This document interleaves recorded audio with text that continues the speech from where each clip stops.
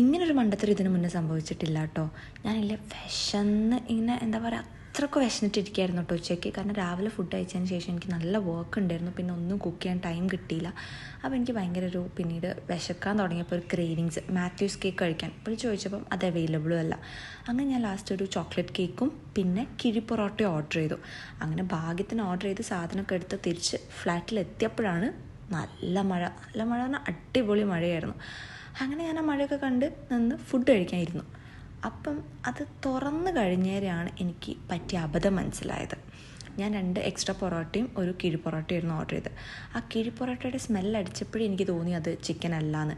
ഞാനാണ് ചിക്കൻ മാത്രമേ കഴിക്കൂ, ബീഫ് പോത്തൊന്നും കഴിക്കില്ല. ഞാൻ ഓർഡർ ചെയ്തത് എന്താ അറിയോ, കിഴി പൊറോട്ട പോത്ത്. ഇന്നേ വരെ ഞാൻ തിന്നാത്തൊരു സാധനം, എനിക്കിഷ്ടമില്ലാത്തൊരു സാധനം. പിന്നെ ഭാഗ്യത്തിന് റൂംമേറ്റ് ഉണ്ടായതുകൊണ്ട് അവൾക്ക് കൊടുത്തു.